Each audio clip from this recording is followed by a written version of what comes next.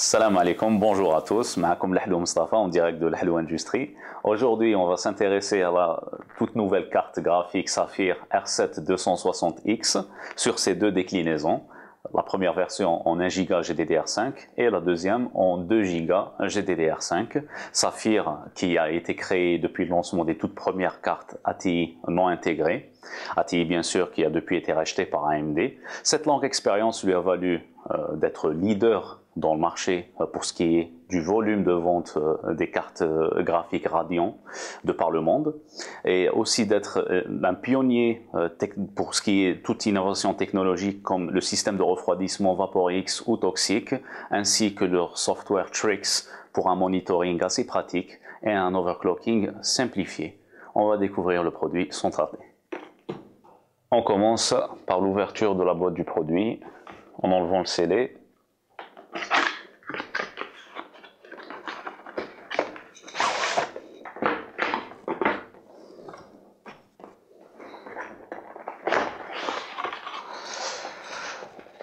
On commence avec le fameux CD driver que tout le monde connaît, hein, avec les utilitaires comme Trix, comme le software Trix et un joli petit logo Saphir. On a le guide d'installation qu'on voit ici. On voit la carte Saphir pour adhérer au club Saphir et avoir un statut membre Gold, ce qui peut déboucher sur des codes game additionnels, en plus de ceux que vous pouvez recevoir bien sûr de chez Lahlou Industrie. Vous avez aussi l'adaptateur 6 pins, alimenté par un Molex. On a un autre adaptateur VGA HDMI qui est fourni avec la carte. Et on a la fameuse carte graphique R7 260X.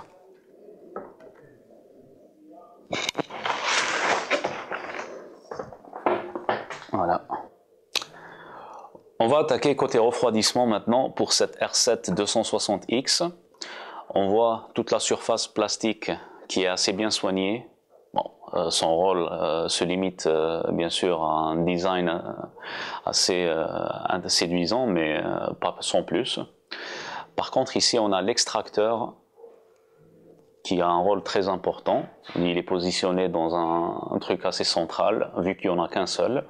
On a la plaque d'aluminium juste en dessous, qui est composée de plusieurs ailettes, comme on peut voir, séparées. On a aussi deux tubes en cuivre qui aideront à bien transporter, véhiculer la chaleur vers l'extracteur et avoir un refroidissement assez performant. Donc ça reste quand même un refroidissement assez sobre, simple, mais qui reste tout autant efficace. On va s'intéresser maintenant au connecteur de cette R7 260X. On retrouve deux connecteurs DVI, un connecteur HDMI et un autre connecteur en DP, DisplayPort. Donc tous ces connecteurs bien sûr peuvent assurer une résolution Full HD et on peut avoir un système de multi-affichage de 4 moniteurs maximum sur cette carte. Côté alimentation maintenant, on remarque la présence d'un connecteur 6 pins qu'on peut alimenter via un connecteur de notre alim. Et si votre alimentation ne dispose pas d'un connecteur 6 pins, n'oubliez pas que vous avez toujours l'adaptateur qui est fourni avec la carte, qui utilisera un Molex pour le convertir en connecteur 6 pins, bien sûr, à condition d'avoir une alimentation qui ait le nombre en watts nécessaire.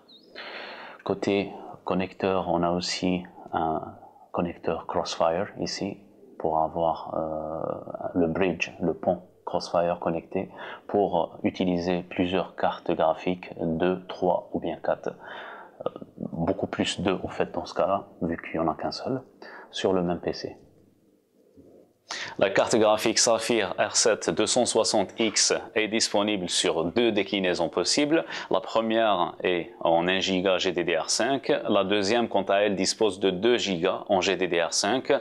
Vous l'avez compris, la seule différence entre ces deux cartes, c'est la taille mémoire. La fréquence GPU et RAM ainsi que le système de refroidissement et tout le reste sont identiques pour les deux modèles. Pour ce qui est de cette mémoire, elle est cadencée à 1500 MHz et dispose d'une interface à 128 bits. Pour ce qui est du GPU, elle dispose du GPU Bonheur qui a fait le succès de ses prédécesseurs pour la HD 7790. Ce GPU dispose de 896 unités de calcul et est cadencé à 1050 MHz. Rentrons dans le vif du sujet pour ce modèle Saphir R7 260X. On va tout d'abord entamer notre protocole de test qui est devenu assez classique. On commence avec le 3D Mark, côté le test Firestrike uniquement. On voit les résultats s'afficher sur l'écran avec bien sûr les détails de la config utilisée pour ce test.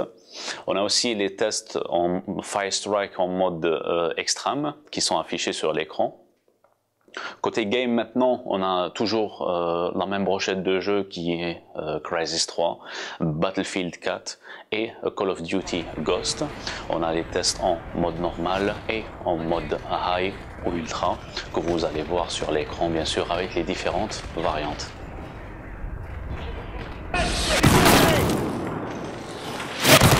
Reçu, j'engage.